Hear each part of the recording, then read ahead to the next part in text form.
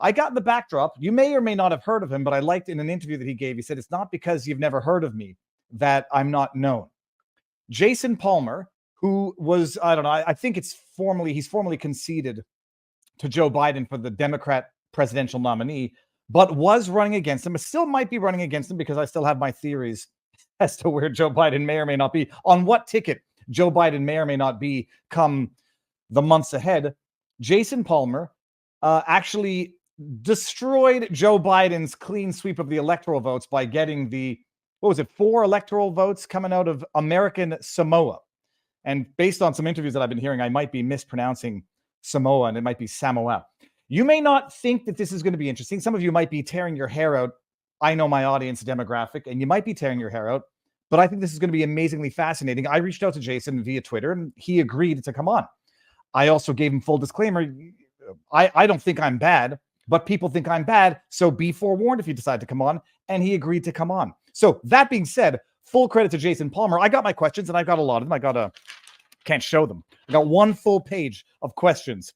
And Jason agreed to do this. So it's fantastic. It's fantastic openness. We're going to have a good discussion. I'm going to be nice, but I'm going to be direct. Jason, coming in hot in 3, 2, 1. Sir, how goes the battle? Hey, thanks for having me on. And I actually am a big believer in letting everybody, regardless of your political affiliation or beliefs, speak up for what you believe in. So I actually, I'm glad to be here and glad to talk about any topic. Well, you say that until you get canceled by the mob come Monday morning. I'm joking. Okay, I'm joking. But Jason, we'll get into all of it because I mean, like, bottom line, it's not often that I don't know if you represent the Democrat Party. You're certainly part of it. You have some political history. It's not often I get someone on who I can finally ask the questions to, not in a trolling manner like on Twitter, or not in a manner where I know no one's going to answer. Well, let me just tell you to that question, Nick, that's kind of a question. I have endorsed Joe Biden as the candidate that I support for president now. That was just earlier this week.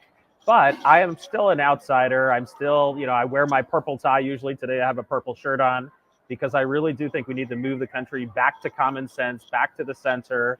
And, I'm definitely not a mouthpiece of the Democratic Party. I'm one of the members of the Democratic tribe, which actually has a lot of different voices in it.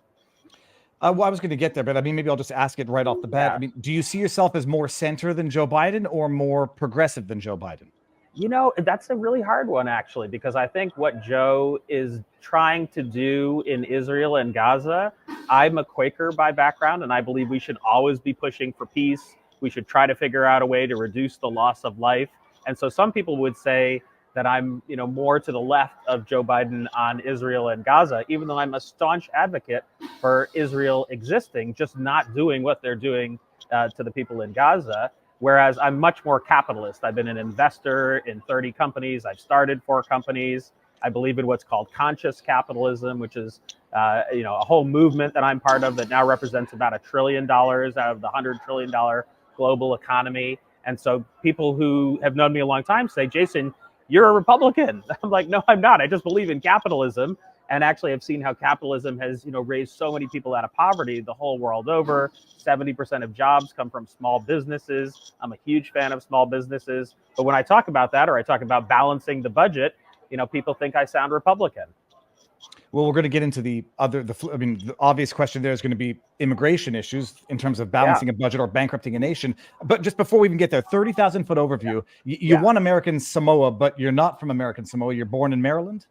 I was born in Maryland, but I grew up most of my life in upstate New York. I went to the school at the University of Virginia, and I have never been to American Samoa. That's how you pronounce it, Samoa. It's very hard for people here on the mainland to pronounce it for some reason. But the American Samoans are okay with the fact we've been mispronouncing it for literally 100 years. We've been mispronouncing it. Well, they should have put an H in there. That way I would have known. Okay, now, but you have. We'll get into your tech stuff in a bit. I mean, your tech, because you're known in the tech world. You've been a Democrat your whole life? Not my whole life. I've been a Democrat most of my life. I've been a registered independent in the past, but that was more than 15 years ago. In fact, when I was in my 20s, I actually considered myself libertarian for a while. So I have evolved over time. And that's probably part of why, I voted for Larry Hogan for governor in Maryland. He's a Republican. I voted for Bill Clinton. I voted for Barack Obama. I voted for Joe Biden. Most of my voting history, probably 2/3 to 3/4, is voting for Democrats. But I always think people should be discerning and look for who they think is the best candidate. And that means sometimes you're going to vote for a different party. Well, I got to ask you this. It might be the obvious question, but if the vote is held tomorrow, you're voting for Joe Biden over Donald Trump if those are the two candidates? That's correct. I would enthusiastically vote for Joe Biden over Donald Trump. No, well, that might be the point at which people are going to question your sanity, but we'll back it up. When did you're a registered Democrat? I presume you have to be if you're running for the You do have to be a registered Democrat, but I've been a registered Democrat for about 15 years now. So. Well, I'll ask the obvious question. I mean, I know what I've seen as a Canadian. I'm born and raised in Canada, live in Florida now because Canada's gone full commie. From what I've seen of the Democrat Party, they have gone absolutely batshit crazy, and pulling to so far to the left. They call it progressivism, and I call it regressivism. Mm-hmm. Have you seen a similar extremification, if that's not a word, I'll make it one, of the Democrat Party over the last 15 years? I've seen an extremification in the media that's being painted on both parties. So I actually believe 80% of Americans and 80% of the people in Congress are purple. And that's why I wear a purple tie. And we actually believe in common sense positions. If we can work together to solve problems, we can get them done very quickly. And what's happening is the liberal media is painting the 10% of Republicans who are kind of crazy and fringy as the core of the Republican Party, when in fact they're not the core of the Republican Party. And the same thing is happening with the 10% on the Democratic side, who actually aren't the core of that party either, but they get played up on the media all the time. And everybody thinks, oh, these are representative of the Democratic Party, when in fact, I'm probably pretty close to the middle of the Democratic Party, but that might be shocking to your listeners. Well, it's going to be shocking only in terms of saying that you'd vote for Joe Biden over Donald Trump. But that's a not a loaded question. It's a foregone conclusion from your perspective. But I mean, let's just take the litmus test issues and how the Democrats. I just want to jump in and say, I like Nikki Haley a lot, met her a good amount when I was on the campaign trail. And I would have voted for Gretchen Whitmer or Jared Polis over Joe Biden if they were options in this election, but they didn't run in this election. So then you're describing a vote blue no matter who, because anybody but Trump type thing. I'm not quite anybody but Trump. If it was Elizabeth Warren versus Donald Trump, that would be a very tough call for me that I can't even decide what I would do, because she seems very anti-capitalism. And I believe getting the right understanding of capitalism in our country is really important. And she just seems so anti-capitalism. I'm not sure I could ever vote for Elizabeth Warren. I hope I was giving Elizabeth Warren a hard time on Twitter today. And that was actually the video I was going to start with, her talking about the green chats on iPhones ruining relationships. I'm like, you defamed a child and never apologized. But some people are going to say, look, you'd vote for Nikki Haley. That only confirms that Nikki Haley was the Democrat of the GOP candidates, a warmonger that many people feel would have been the worst possible candidate, but explains why she won. Where did she win? She won Vermont. She won Vermont and Washington, D.C. Yeah, so she won the most Democrat places on earth because the only people voting for her were Democrats. Okay, but so first question. You said the Democrat Party has not gone batshit crazy. Immigration. Not the whole party. Not the whole party. Well, let's say the vocal active parts of the party. I mean, the no true Scotsman fallacy. At some point, you have to say, okay, that's a bad Scotsman. Immigration. Is the border a crisis currently, yes or no? Yes. Okay. In fact, I wrote a 10-page white paper about how we need to resolve our immigration crisis in 4 parts. But go ahead, keep going. Okay. Actually, I kind of want to hear that, but let me ask the precursor. When did it become a crisis? Well, the border has been a crisis for approximately 10 years, but it's been getting worse over the last few years. And in part, that's because we have rolled back some executive orders that were in place during the Trump administration that we should have evolved but not rolled back. And at this point, most people in Central America believe that if you can get to the border and you can get over to the border, then you'll be set free on parole, and you'll have to wait 2 or 3 years for your trial. And basically you can come into the country. And that's a real problem. We actually need to resolve the issue at the border. And one of the 4 parts in my 10-page plan is actually to make it so that we have a surge in border judges. Right now, we have plenty of border agents on the border. That's why we have videos of everything and why they're capturing so many people. But they don't have a way to process all those people. So they need about 1,000 border judges. There needs to be an executive order where everybody that comes in within 30 to 90 days, you get seen by that judge and you get adjudicated, and they make a decision. Are you here legitimately as a refugee? Yes or no? 90% of people would be sent home because they're not legitimately here as a refugee. Now, those people, we should also give them a chance to participate in a guest worker program, because there are a lot of farming areas that actually want to hire these people for 1 year or 2-year tours of duty. They wouldn't get green cards, they wouldn't become citizens, but they could make money and help on farms and with other businesses. But then you go back to your home country. It's just a 1 or 2-year tour of duty. And then I could keep going with 3 and 4, but that's what we need to do in the border, is surge judges and be sending about 90% of the people back to their home country because they're not here as legitimate refugees. But Jason, this is the question, like, where I don't know to what degree you can represent the Democrat Party or speak for and on behalf of. I speak for Jason Palmer. I'll tell you, I'm not the Democratic mouthpiece. Because you literally have the Democratic Party saying there's no such thing as illegal. They object to the term. I mean, I've lived through the bastardization, the Orwellian bastardization of language, where illegal aliens went to undocumented migrants, and then it went to, I mean, I don't even know what they call them now, but it's undocumented. Been taboo. Undocumented is still the preferred term. And I guess what I would say there is, most recently, this, Joe Biden and the Democrats actually proposed an immigration reform that was going to pass through the Senate, was going to pass through the House, that would have actually resolved a lot of these issues at the border. It didn't have all the things I was asking for in my white paper, but it was about 80%. And then Trump spoke up and said, don't pass that. I need immigration to be a big issue this year. I want there to be problems at the border. He said that legitimately. And so right now, this issue is very confused as to who's really responsible anymore. Is it Trump because he told the Republicans in the House not to pass it? Or is it Biden's? Well, I think he gave the issue back, honestly. Jason, first of all, I mean, some people are screaming in the chat, Biden rolled back what Trump was trying to do to solidify the border, to secure the border. When Trump said that there was a crisis at the border, he was called a racist for doing it by the same Democrats who, as you're saying now, 8 years later, say it's a crisis because they were basically invited. They were basically assured all you have to do is cry asylum and you'll get in, even though, as you're saying, but you won't hear AOC say it, 90% of them are not legitimate. I mean, I'd say it's 95 plus. So, but what you're describing tacitly is a Democrat Party that has gone absolutely insane, exacerbated the crisis. And if you're talking about the border bill, which the bipartisan border bill, which Trump shot down, or he's being blamed for having shot down. Yeah, he's being blamed for shooting it down because he shot it down. Well, but you're a smart man, and I'm going to not take for granted you don't know what's in that bill. You are aware that bill basically guaranteed no less than or up to 5,000 illegal immigrants crossing the border a day, but only from contiguous continents.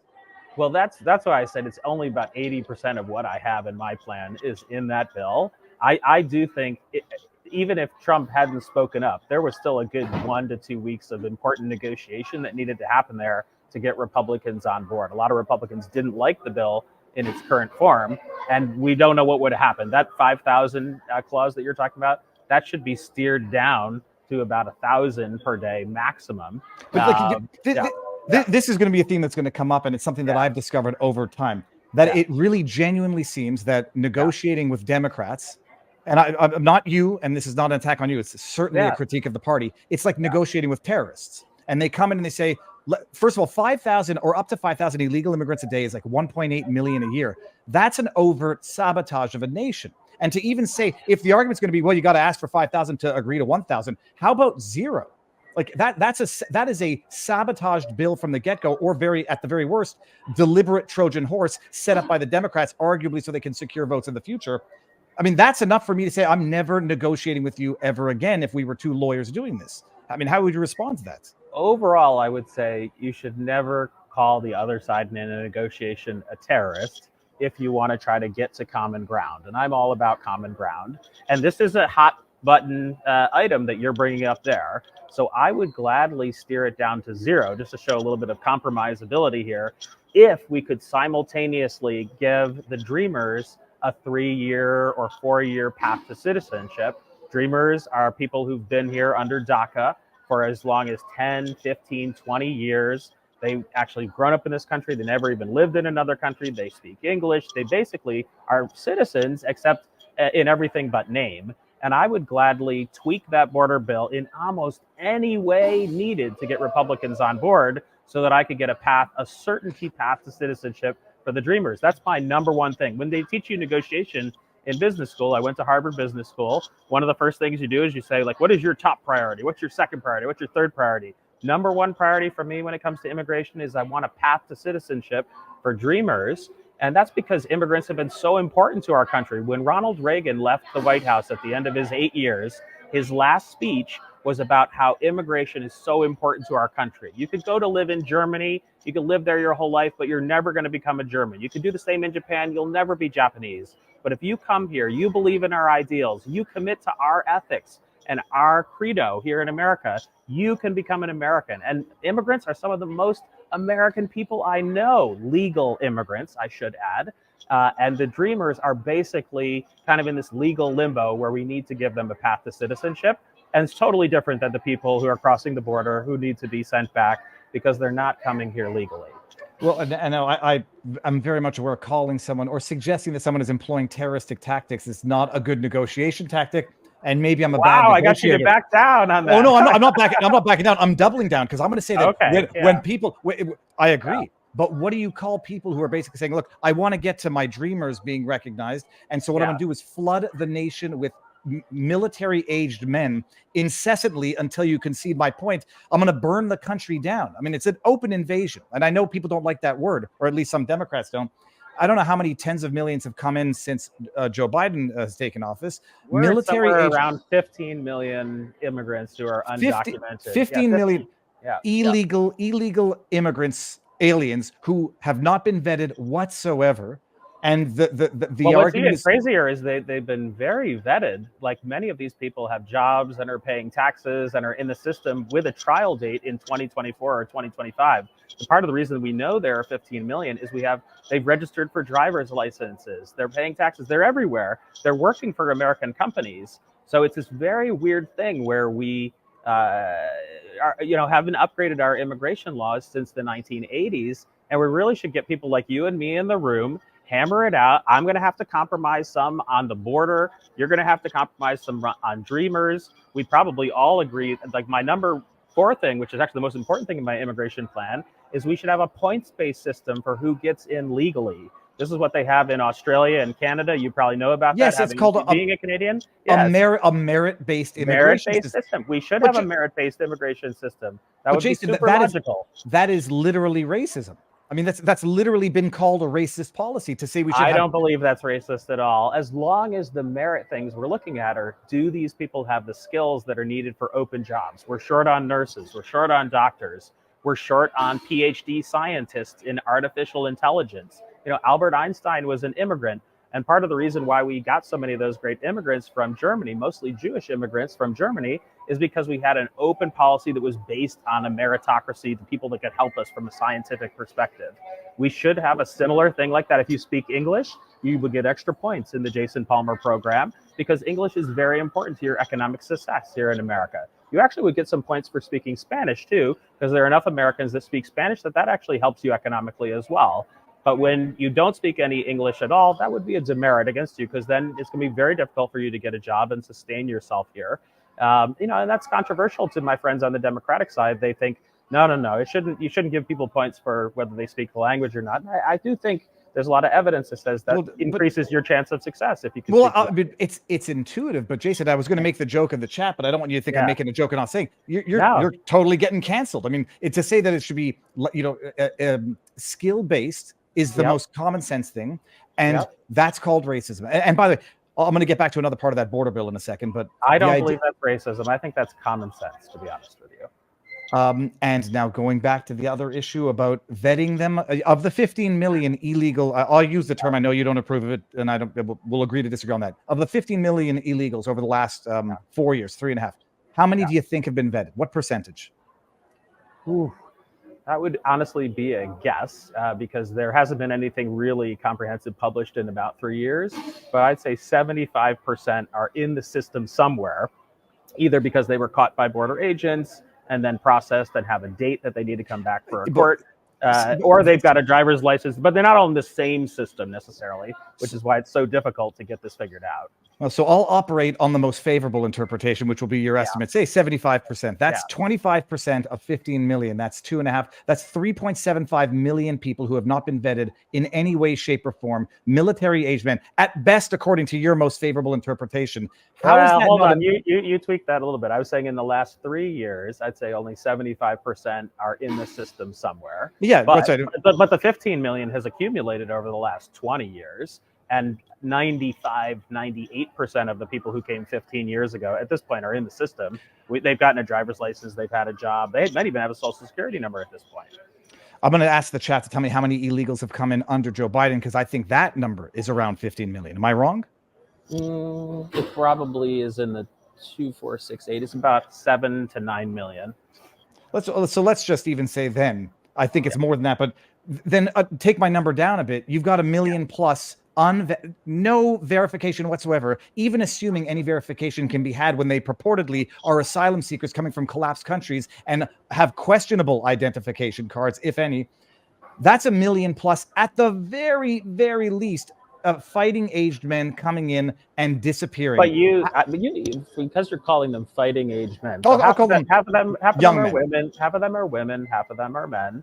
On all the stats that I've seen, and they're not here as an invasion. They're here for economic reasons. All the surveys show that 95% of the people are coming here for economic reasons, and maybe 5% are coming to accept against persecution in their country, and that's especially people from Venezuela, Guatemala, China, etc. But they're coming here for economic reasons. They think they can get a better job here. They take care of their family. They're not here to fight Americans. They're not here as an invasion. Well, let's just say they're here to make money. That's one point, which everyone would then concede, or at least the right would say, yes, they're not asylum seekers. They're economic illegal migrants that have no business cutting in line at best, and at worst. And in the point system that I'm proposing, they would get a demerit, maybe even a big demerit for coming across the border illegally. You wouldn't get sent to the back of the line, but you would get a negative number of points for crossing the border illegally and trying to come here. We should just, it's sort of like Republicans believe in human nature, that people are trying to make it better for themselves and their family. And that's what immigrants are trying to do. It's a very incentive-based approach. And so we need to make sure the incentives are not lined up to encourage people to cross the border. You should get a negative demerits for that, a penalty, and then sent back to your home country. Well, I mean, it's interesting. I just don't think the Democrat Party is saying anything along these lines. I think some of your numbers, I would disagree with your numbers, but I could even grant you your numbers and then say that's still a massive problem. And almost like we're going to burn the house down if you don't give us what we want. And I call that terrorist negotiation tactics. But set that aside. I don't expect you to agree with me on that. The border bill. We're talking about the same border bill that had another 60 billion for Ukraine, 15 million for Israel, however many billion for humanitarian crisis in Gaza. That was the same bill that Trump killed. Well, he specifically killed the border compromise because, as you know, and we're going to find out on Saturday or maybe even sooner, many Republicans are opposed to more aid to Ukraine. Many Republicans are opposed to more aid. Actually, maybe they are okay with aid to Israel. I'm really not sure, actually, how they feel about the Israel bill. But it was added as a way to create a grand compromise where Democrats want more aid for Ukraine and Republicans want border control. Trump killed that. They don't always have to come together in one giant package, but that's the way they put it together. And now the Speaker of the House is unwinding it and turning it into 4 separate bills, which I actually think is a very creative solution, to be honest with you. Even though he's a Republican and in theory I should be opposed to him, I think he's come up with a creative solution here. The border bill also provided exclusive jurisdiction for DC courts. You're familiar with that? I don't think that is a clause that I would support. But then again, you know, when you're in Congress, sometimes you have to accept that you agree with 90% of the bill, and there's a few things in it you disagree with. That's not how I would do it. I think Jason, I got courts all over the country where the people are actually located. We got to hammer this down though, because thus Yeah. far you disagree with the 5,000 or up to 5,000 illegals. You want a point-based, merits-based immigration system. You can see Correct. that they are economic migrants at best and not asylum seekers.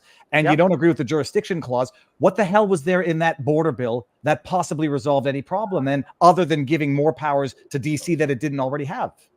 Well, that's like I said before, there was 1 to 2 weeks where Republicans were going to negotiate on that bill. And I'm sure they would have fixed many of those things in order to get them on board. I think they honestly were opposed to it at the exact moment when Trump said, don't even try to fix this bill, just kill it. But no, but I'm asking you, like, what was good in that bill that actually would have resolved the problem? Well, that bill is not perfect. I am not saying that that is my favorite bill at all.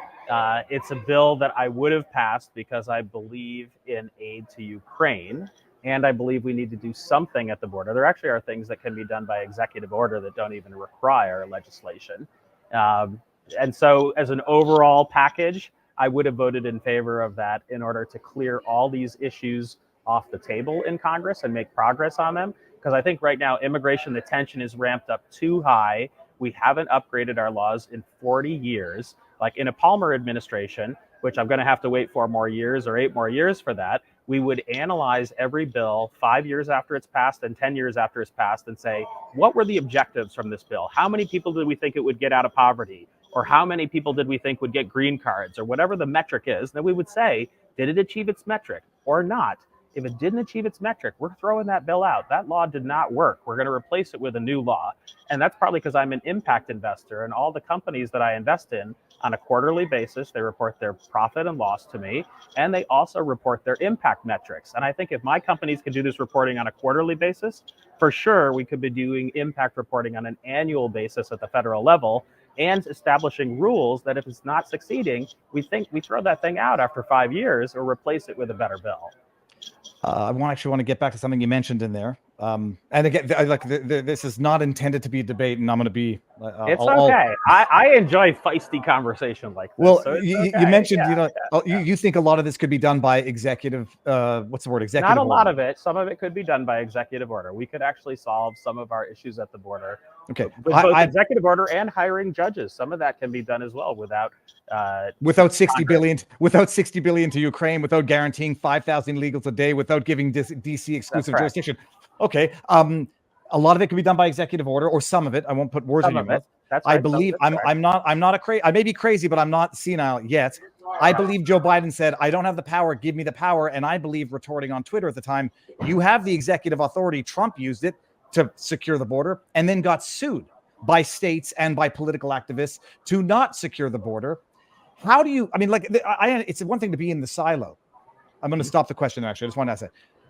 Why does Joe Biden say he doesn't have the power when even you are conceding he has some executive authority to solve a large part of this problem? Well, I really can't get in Joe Biden's head, but I will try a little bit because I can understand it somewhat, having been an executive many times before. I've run multiple companies as a turnaround CEO and a founder, is you can only work on so many things at once. And right now, Joe Biden has a very full plate with what's going on in Israel, what's going on in Ukraine, the border, which we're talking about. He is trying to solve many different things simultaneously. And 2 executive orders are not his focus right now. His focus is on getting a big border bill done or getting money to Ukraine before they run out of weapons. I mean, there's a significant chance right now that Russia could overrun Ukraine and take over the country in the next year if we don't provide some aid. Now, I actually would have compromised a while ago and tried to move it to something like $30 billion in aid and nudging and winking behind the scenes to say, Ukraine, we've got to come to a peace agreement here where it's possible that a small percentage of the country is going to need to go to Russia. This is not our desired outcome. This is not your desired outcome. But we're not a bottomless pocket here where we can keep funding this forever and ever and ever. We were right to step in and support Ukraine at the very beginning to stop Russian aggression. I posted on LinkedIn very extensively about that, the similarities to Germany's expansionism in World War II. But at this point, we need to help get them to peace because they don't have enough fighting men left and they don't have enough weapons to win this war. The best we can get to is a negotiated stalemate. Let me push on one thing before we get to the Ukraine stuff, because that's a whole different topic. Joe Biden rolled back some of Trump's executive orders on the border, correct? That is correct. Yes, and that's because some of them were. I mean, you remember there were all those news articles about people living in cages and children being separated from their parents. There was a lot of mismanagement during the last year of the Trump administration, where there were atrocities that were being committed on people who were coming here illegally. So that's why I said this issue started 10 years ago. This was not something that just started on Joe Biden's watch. But no, well, not started on. It was indeed predating Joe Biden. It was predating Trump. Yeah.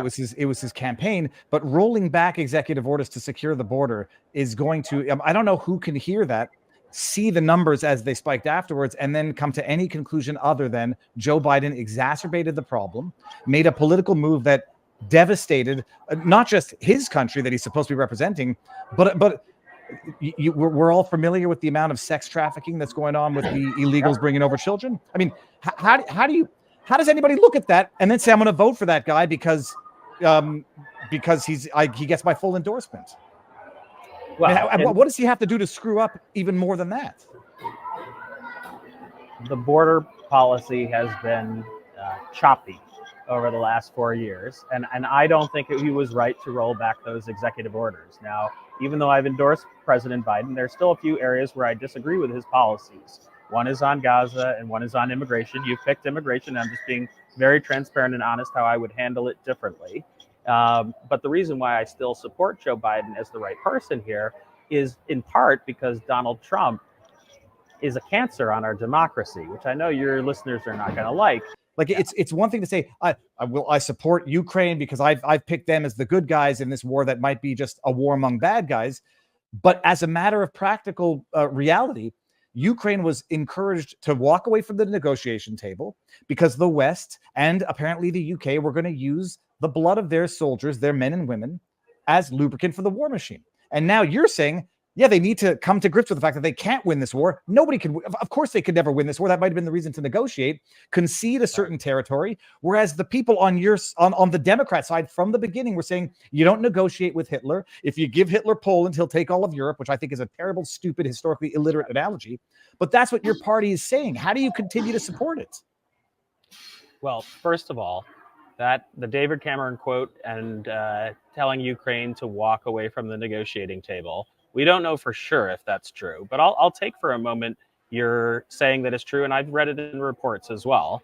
That was almost a year ago. The war was at a different place back then, and I do think and also know that many American leaders and British leaders and German leaders believe it's a different time now, and we should always reevaluate each war every year to say, is this still a reasonable war to be in? Is there a way to get to a peaceful settlement? And maybe even every month in the case of Israel, where I do think it's changing on minute by minute almost over there. And at this point, it's really clear, even though I was strongly in favor of Ukraine aid at the very beginning and believe that was the right policy, at this point, we need to have a conversation with the Ukrainians about the right amount of aid and the way to get to the negotiating table so we can sue for peace. Otherwise, it's highly likely that this could become a forever war, or that this actually is a war that Ukraine loses. And so we actually have to just really hone in on what is achievable here. And we want to get to an exit in the Ukraine war where most of Ukraine, probably 3/4 or 80%, still remains with the Ukrainians. And unfortunately, a small percent is going to need to go back to Russia. And I do think I could get canceled for saying this, but to me, it's more important that people's lives are at stake. And we need to be realistic about this. America needs to learn a different way to get out of wars than what we've done in the past, which is stay in them way too long, overstay our welcome, lose too many of our own soldiers, result in many, many deaths of the people that live in these far-flung regions. It's clear that a different approach is needed on foreign policy. Now, you say in the beginning you were very much in support of it. We have to reassess Correct. The war. Now it looks like, or now what people were saying from the beginning, that Ukraine will never win this war. A, that B, it was not a war that started in 2021 or 2022. When was it? 2022. Started even 2013, 14. It started 2013, 14. Yeah. And that there are legitimate grievances as relates to the Eastern region. A lot of people were saying that from the very beginning. The people who weren't are what I call the war whores and the military-industrial complex warmongers who said, but we know when Putin invaded, he was not invading just to take the Donbass region. He went straight for Kiev. He invaded from the north, from Belarus, also from the south. Like we know this clearly from intelligence and further reporting that Putin even wrote a very long op-ed in Russia that was published about a year before he went into Ukraine, where he said he wanted to basically reestablish Greater Russia. He also said this in the interview that he had with Tucker Carlson. He wants to bring Belarus, Ukraine, and perhaps some of the other states like Georgia back into a Greater Russia. That's what he wants to do. But Jason, he's written it. He's actually written it. But he's just, I know, but he's just adopting the same Democrat negotiation tactic to say, give us 5,000 illegals a day so that we can come to the Donbass region at the end. Well, but this is different. This is a major, this is very different. It's a major global power with nuclear weapons that's saying he's going to invade five of his neighbors. I understand what's different about it. I understand what's different about it. What's similar about it is the negotiation tactic, which the DNC is employing on the border issue, but now faulting Putin for arguably using in the Ukrainian war. You're conflating two completely different things. Maybe, but I can appreciate that. That's arguments. Okay, that's Ukraine. And by the way, just say nobody cares about my position on foreign, continual funding of foreign conflict, but or foreign aid. The other litmus test and I've witnessed this now in my lifetime, and I think you have as well. You ran track in high school, correct? That's correct. I actually got a partial scholarship to the University of Virginia. I'm very proud of my running career. Hypothetically, you decided you felt like a girl and decided to compete there. What is your position? We know what the Democrats is, I think, give or take. Your position on the other litmus test of the day, boys competing in girls' sports, men competing in women's sports based on self-identification. Wow, you really have done a good job of researching and picking every position where I disagree with the Democratic establishment. I haven't found one where you agree with them yet. I know. Yeah, I know. It's interesting. So what I believe there is that there are a very small percentage of children who actually are born and their biological sex is one sex, but their mind believes that they are a different sex. This usually doesn't emerge until they're around 10 to 13 years old. And these kids should be allowed to compete in the sport that they that they feel like they are part of. However, having run track, there's all these rules at the Olympic level about how much testosterone you have and whether you should be able to compete if you're in women's sports. And I do believe that, at the club level, it should be fine. At the high school level, when they're just competing team against team and it doesn't matter for a championship, that should be okay too. However, when it's for like a national championship or even a state or regional championship, that's where I should draw the line, because people who have biologically an X and Y chromosome like me, we have a genetic advantage on sports. This is like one bell curve against another. It's the same reason why men are on general taller than women. That doesn't mean there's like one girl who's much taller than the boys at certain ages. That does happen a lot, especially in middle school. But at the high school level, we should not have biological boys competing against biological girls. All right, I'll accept the distinction, which seems to be, you're basically saying recreationally, it's fine when you play tag football after school, it's fine, but for competitive, it's not, but competitive at a certain level. And I might say that's an arbitrary distinction when you're looking at a 12-year-old. And honestly, that shouldn't be decided by the president. I shouldn't even probably be weighing in on that. That really should be decided by the people who run those athletic leagues at the appropriate athletic league level. So that when I hear that like the state of Florida is getting involved in this, I'm like, that's probably not a good idea either. It should be decided by the people who run the football league or the people who run the softball league. That's not a state political issue. That's a league issue. Well, some people might say that it's a Title IX issue, whether it's at a recreational squash club for a weekend tournament where a girl should not have to compete against a boy. But look, I generally believe that the government, the federal and state government, should stay out of people's lives. And so I don't really think that the government should be weighing in on who should be playing softball or who should be running track. That should be done at the league level, and really politicians should not be meddling in that. Okay, it's interesting. I won't. This is where you agree. One agrees to disagree on the gray zone, of recreational sports, but you take a position adverse to the party on competitive sports. And I guess that it's a no-brainer whether or not a kid identifies as a girl, that he's not changing in the changing room, even if it's recreational. At this point, so many schools have all gender bathrooms. They've used those handicap bathrooms to kind of double them up as an all gender bathroom, that I really think that's a non-issue as well at this point. You know, we Americans, we find ways to solve things. We don't let these types of issues overrun just getting something done. And at almost every school now, there's a boys' locker room, a girls' locker room, and then what used to be called a handicap bathroom, which now doubles as an all-gender bathroom, and the problem is solved. There's no real problem there. Well, there's no problem so long as we agree that even if a boy thinks he's a girl through gender dysmorphia or whatever, for a girl to be compelled to be exposed to the male genitalia is unacceptable. I mean, that we can agree on. Yes, there should be no biological boys in the biological girls' bathroom. Let me just check that off the list of things you're going to get in trouble for over the weekend. In high school and middle school. Good. We're making progress. Okay, now let's go to another one where I think you might agree with the party line. All right. Hold on a second. Oh no, we're going to do this one. Abortion, Jason. I've never been able to ask a registered Democrat this question viva voce, so they actually have to answer. First, I'll ask you your position on abortion before I get to my $1 million question.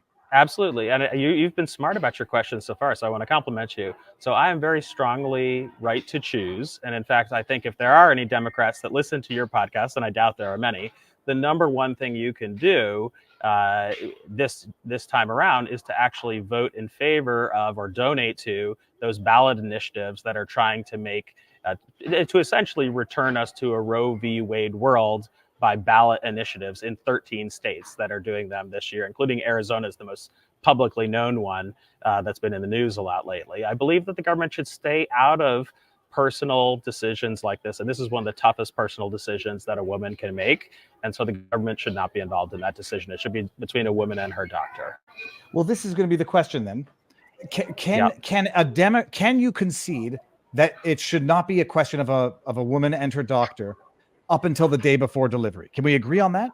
Absolutely. Yeah. In fact, I've even gone on the record and said that I would compromise. You know, I think we actually are getting close to it, what I call a common sense compromise here, which is that a woman has the right to choose up to somewhere between 18 and 22 weeks. And that's a very reasonable compromise. I mean, some of these bills that I've seen proposed are 12, 14, 16 weeks. And what Democrats believe is that a woman should be able to have a right to an abortion up until viability, which is now about 23, 24 weeks is when viability happens. So I would compromise at 20 weeks and say, you know, let's take this off as being a hot button issue and move along. 18 to 20. Well, so look, that's where your line would be. I'm not going to bring up images of what a baby looks, or what a baby looks like at 18 to 20 weeks. Some people are going to say, I understand only one end of the spectrum on this, that people believe life begins at conception. And I understand that position. I think it's a politically impossible proposal. But for the flip side, for Democrats to say, well, there's no cutoff date, it's between a woman and her doctor, at least you picked a date that I think is going to shock a lot of people in my audience, or it's going to upset them because it's far too late. But at least you've conceded there's a point after which it's no longer between a woman and her doctor. That's correct. And that's because by the time it gets to viability, 23 or 24 weeks, the reason why is because there are now two people involved. There is a baby and there is the mother.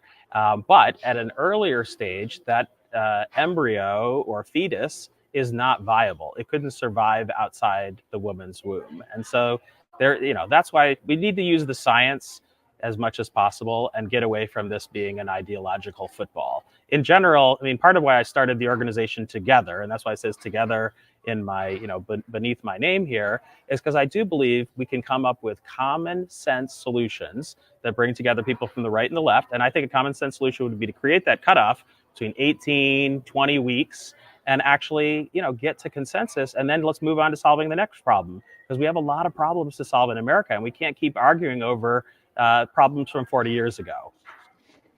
Essentially, the viability question, I can understand the arguments. And apologies, I'm going to move my thing here a little bit so I can find a more comfortable location. Don't worry about it, please. The viability argument, I've always understood. The question then becomes the conceptual one. With scientific advances, if viability is bumped up to 16 weeks, what then?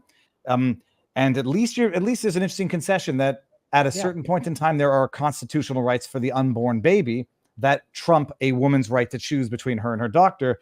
Right. Okay, that's fair enough. I mean, and then that's partly because that we don't translate it into months, but 20 weeks is approximately 5 months. So by that time, a woman knows that she hasn't had her period multiple times in a row. She probably has even had an ultrasound. She's been checked out. Now, this is not always true. There are some younger girls that get pregnant that don't know all the way up until 8 or 9 months.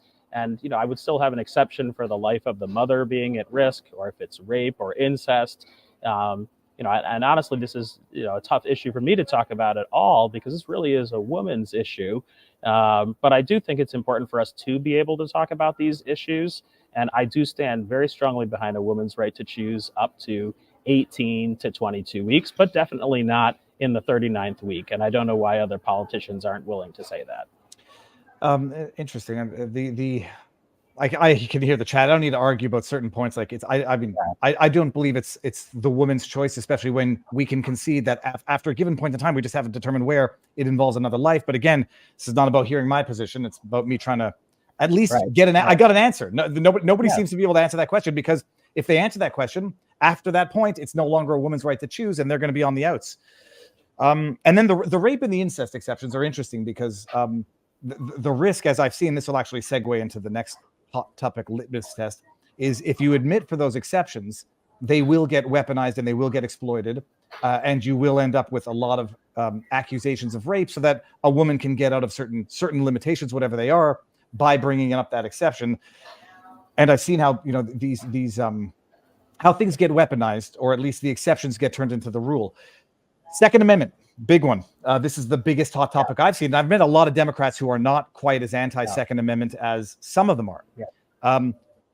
Where does that debate end for you if you become president? Do you enact federal legislation, federal bans, federal restrictions? So this is one of, and by the way, actually every item that you brought up has been on my website. I'm the only presidential candidate that has clearly defined opinions on all 25 of the most important issues. So on gun violence reduction, we have a serious gun violence problem in our country. I have young children. A lot of people with children know that kids have to go through drills in their schools. That unfortunately, there are so many school shootings. It almost is very unique to America, and it's a very sad thing. And what we need to do is we need to focus on the things we can do to reduce gun violence, but also be respectful of the Second Amendment. My grandfather taught me to shoot a gun when he was growing up. He also taught me how to shoot a bow and arrow.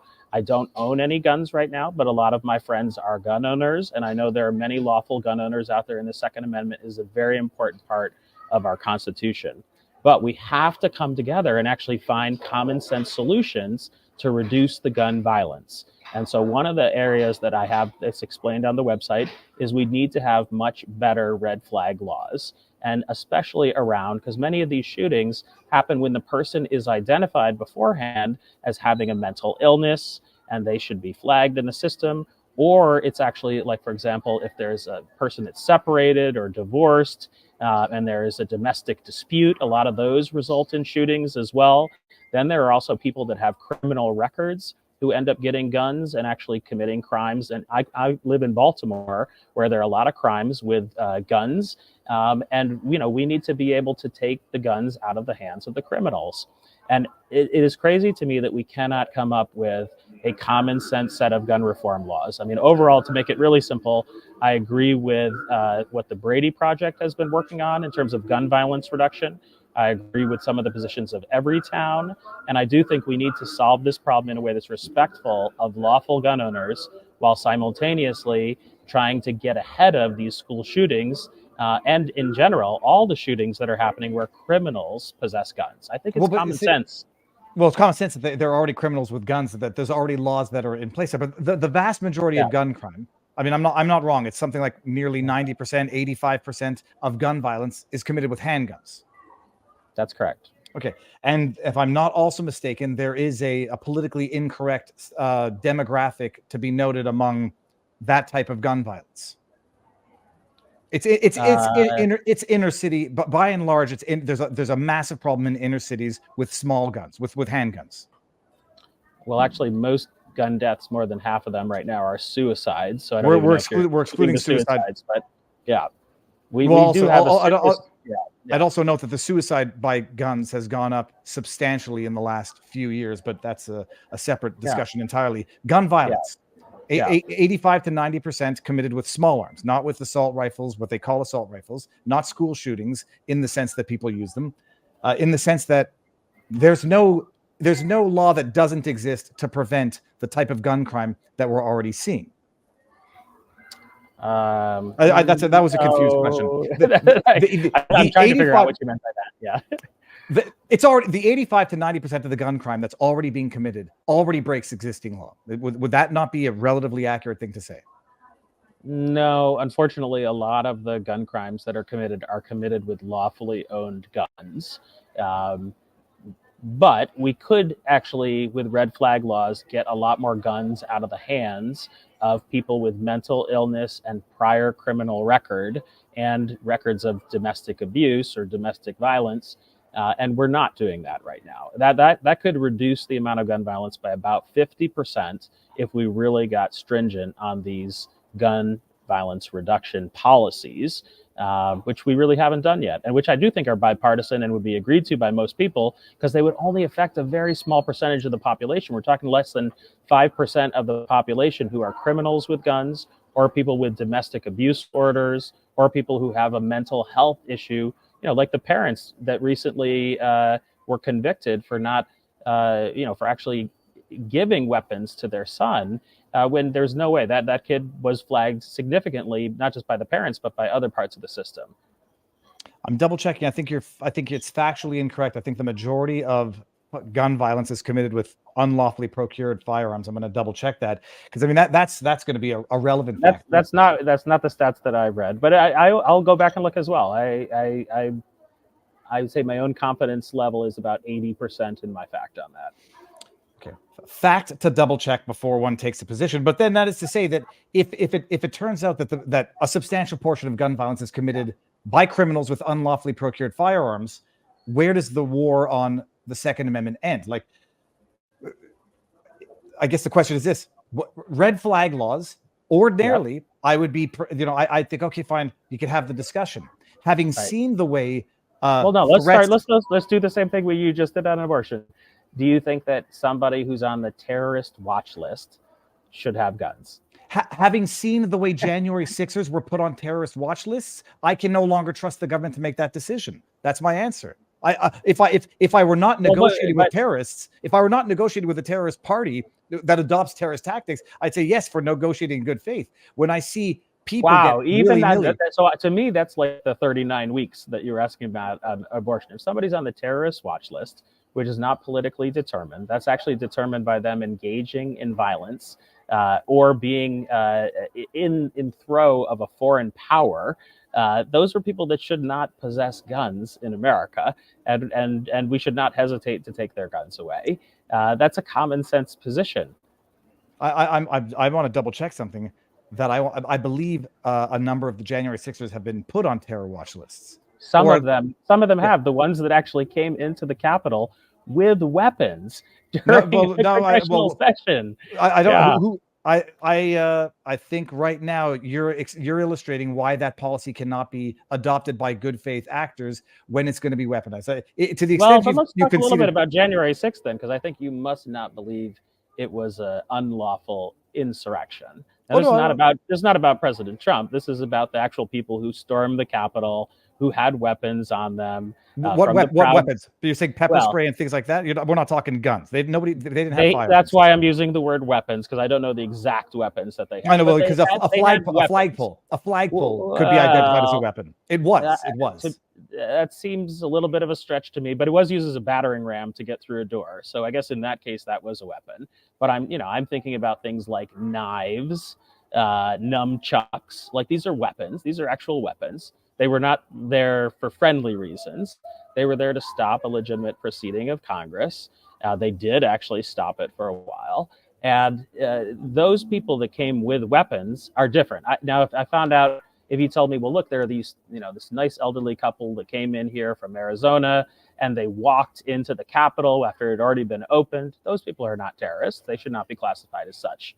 But the people that came with weapons, yeah, they were engaging in terrorist activity. I don't think it's such a crazy thing to say. Well, but I know, but I think it's wildly crazy, and to call it an insurrection, is a wild thing to say as well, considering no one was even charged, let alone convicted of insurrection. So we're not using words properly, and then what ends up happening is we're not going to use red flag laws properly because they're going to be used to go after politically disfavored people who deny they're put them on the terror watch list, and then that's your excuse. Or put them on a red flag. I agree with you that there are slippery slopes on all laws. But I hope I can at least persuade you that it's good to have red flag laws and then be ready to evaluate them and see if they're on the slippery slope. If we don't do anything to try to get ahead of these people with severe mental illness or with court orders that are clear signs of potential risk of killing someone's former spouse or someone that they're separated from, then we don't actually have a way to reduce gun violence in our country. And I'm not okay with that. We need to find ways to reduce gun violence in our country. It's a significant scourge on our country. And we can do it in a way that protects the rights of 99% of lawful gun owners. This is common sense and logical. I see. The problem is this, like, Jason, when we formulated our opinions, it becomes difficult to reassess them. Now, hold on. I just want to bring up, this is a fact check. So, I mean, take it for what it's worth, because we're going to have to give it. I'm going to say this is as bad as it could get because of the NPR, the one who's reporting it. Weapons, stun guns, pepper spray, baseball bats, flagpoles. I don't see knives. I certainly know that there were no guns. So this is where it becomes a very big problem to say that to repeat certain points which become fact merely through repetition. The weapons, and I'm putting it in quotes. Hold on. What was the source there? I think. Oh no, that was NPR. That's as good as it's going to get. That's as good as it's going to get for your side. That's a good source. No, and I'm not going to disagree with that. I think that's interesting. So I think we've gotten used to repeating things, and I want to make sure before I not accuse you of being a liar, but accuse you of being wrong, which are two very different things. I will actually say that I thought there were knives, but in that story I didn't see any knives that were mentioned. So let me Google. Let me just do a little Control F. Knife, a pocket knife. The case is okay. He allegedly had an extra mask. His pocket was carrying a gas mask, a pocket knife.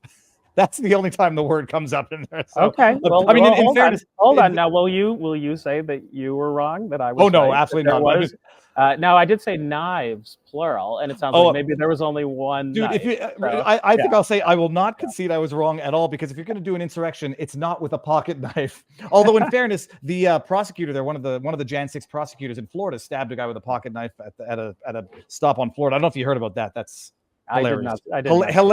Hilariously wild. You didn't hear about this? No, I did hear about that. Okay, yes. This was the prosecutor who prosecuted the Lectern guy, who was subsequently caught on camera stabbing someone in a road rage incident on a bridge in Florida. Okay. So not to say with a pocket knife. With a pocket knife. But okay, interesting. All right, let me tell you, this is good. I actually am enjoying this conversation. I hope you are too. But I am seeing that the museum is shutting down, and I'm going to have to leave the Science Museum that I'm here in about 8 minutes. So let's good. Keep going. But let's 8 more going. Minutes. Yeah. I would like to see if there's anything in the chat that I didn't get to, but let me see.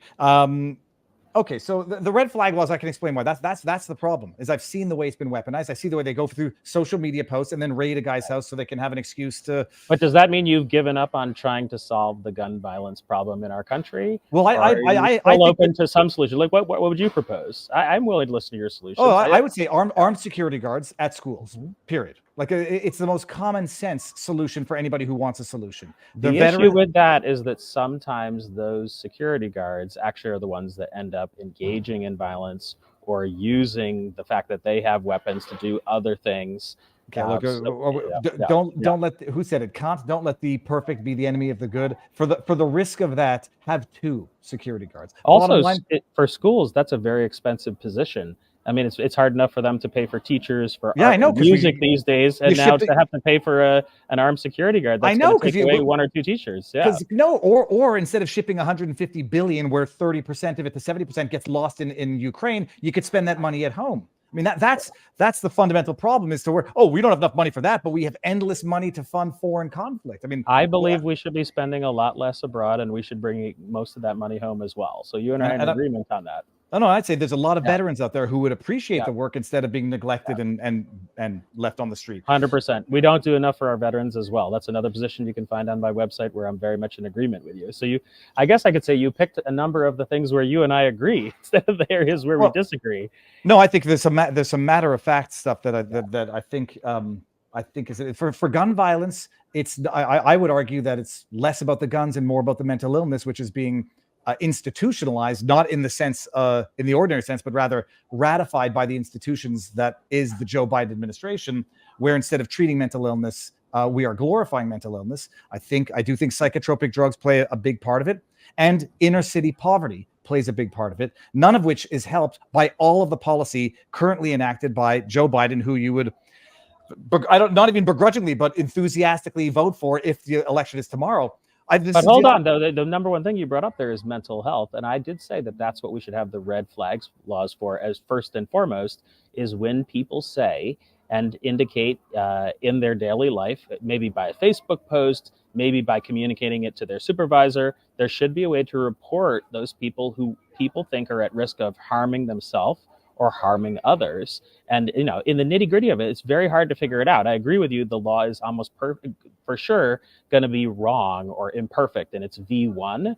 But I'm a technology entrepreneur, and I believe if we want to solve the gun violence problem, we need to implement an imperfect law, a V1, that attempts to get this red flag thing right. And there are a bunch of options out there. I would choose one of them, regardless of which one we choose, just to get it started. And then we iterate that thing over time to see if it's getting better at actually predicting who's going to commit gun violence. Well, as long as we never get on the iteration train where we're actually trying to solve it, we'll never solve it. But Jason, look, I guess this might be the good wrap-up question because it's going to loop it all together. Yeah. We have seen the way we have seen the way the Department of Justice has been weaponized. The court system has been weaponized. I mean, you've conceded that the Alvin Bragg prosecution is weaponized, but it's a state thing and not a Joe Biden thing. I would never say it's weaponized. I think that's kind of inflammatory language. I just don't think it's a really appropriate case to be bringing now, 8 years after it should have been brought. That's the political way of describing politically weaponized. I mean, so look, but the bottom line is we've seen, and you feel free to disagree, but I think inside you can't deny it. The system has been weaponized. The court system has been weaponized, gagging defendants. And look, I guess I'll ask you, do you think it's appropriate to gag Trump the way he's been gagged in New York? Well, I saw the Jesse Waters quote that you had on there before, and I think it should be okay for Donald Trump to retweet or quote somebody else's comment. That seems fine to me. However, when I also heard, and I haven't looked at this closely, but that either Trump or some of his people around him were tweeting the names of the jurors or the pictures of the jurors, with any type of threatening language. And I honestly don't know if it was Trump. I haven't looked at the details I don't think of that.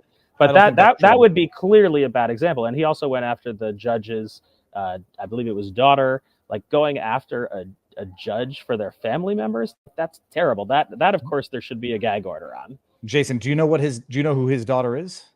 I actually don't know who his daughter is. Well, that you're going to get mocked relentlessly on the internet for not knowing that, because that's something that you need to know to have a position. Well, I do know that person is related to the Democratic Party in some way. Maybe either as a registered Democrat or as worked. No, but she's president of a PR firm that represents Adam Schiff and Democrat political action committees. She's not a Barron Trump of an offspring. She's a political activist. She worked for the. So I hear you. All right. Hold on. That's okay. I'll take you at face value on that. You probably know that better than I do. That still doesn't mean the judge can't be impartial. There are lots of politicians who have family members who are not the same as them, who do. Bill Clinton had a brother who had serious issues. Ronald Reagan had a family member with serious issues. This doesn't mean it's the same for the person who is actually the judge or the president. You realize by virtue of the fact that there was that gag order, you were unfamiliar with. It's not just that she's his daughter. It's not just that she's politically active. She's a political activist who did a podcast in 2019 relaying the fact that her father told her he doesn't like people who tweet, politicians who tweet. She's been making millions of dollars based off this very prosecution. She tweeted out that Trump should be behind bars when her father is the one overseeing this trial that she's making money hand over fist. And you didn't know that because of the gag order. This is why it becomes impossible to support any oversight law that red flags, because we're going to see how you're going to abuse, not you, but the Democrat Party, or they get politicized and abused by government. The reason I don't know that is because I haven't been watching Fox News in the past week. I've been busy launching my new organization, Together, which I do want to take at least the final minute here to explain. Yeah. So Together's goal is to get 1 million young people registered to vote. And it's why I would come on your podcast. And it's why I actually believe this dialogue is good, even though you might hate my positions and disagree with me completely. I think it's really important as Americans that we can disagree with each other, but then actually get down to business and try to pass laws to improve our government. We can't have immigration not being reformed for 40 years. That's why we have the problem at the border ultimately. And we can't have all the other things that haven't been updated. I mean, we've got artificial intelligence that needs to be regulated. We've got, a $1.8 trillion deficit that now we've had deficits for 22 years in a row. If there was any company that lost money 22 years in a row, all the CEOs would have been thrown out long ago. We actually need to solve the bigger problems with our country and our economy, and we need to help more people get to middle-class jobs. So anyway, long story short, that's why I've started Together to help get 1 million more young people registered to vote. We're actually going to try to get 20 young people elected to Congress who are between the ages of 25 and 45, which are considered young in this era because the average age of a person in Congress is 58 years old. And I'm going to invest in not just Democrats, but I'm also going to invest in people from the Republican Party and the Forward Party who are willing to sign up to join the Problem Solvers Caucus. That's a group of people in the House of Representatives that work together across party lines to try to solve issues of the day. And even though you might not agree with me, I'm hoping you're at least listening that, hey, this guy listens and he actually said he was wrong on this thing and he actually listened to facts and he's trying to come to a compromise with you, Viva. And maybe we didn't reach a compromise on everything here, but I think we agreed on more than your fans probably expected. I'll give you full. I mean, I'm not giving you credit. I think it's fantastic that you. Oh, you can give me credit. It's okay. No, I thank you for coming on. And I don't. And people said people will say what they say because they're gonna, they'll say it. And bottom line, they might be right for saying some things and wrong for saying others. But thank you for coming on. And what was I about to say? You instead don't forget Fox News. You should be watching Viva Fry and Viva and Barnes on Sunday night. You won't get caught off guard by some unfavorable facts that. I pick on the Democrats a lot, but I pick on the Republicans as well. You're willing to pick on both sides when they're wrong. You're fact-based. I actually like that about you. And purple is the color we chose for Together, and you seem to like purple too. So I like that about you. Ironically enough, purple was my grandmother's favorite color. Jason, I'll end it. I don't want to continue going on without you. So I'm going to end this for everybody out there. We'll say our proper goodbyes in 30 seconds. Everyone out there, Sunday night, stay tuned, and I might be able to cram out a vlog tonight about the daily update in the Trump trial. But Jason, thank you for coming on. It was fantastic. Really appreciate it, Viva. Thank you.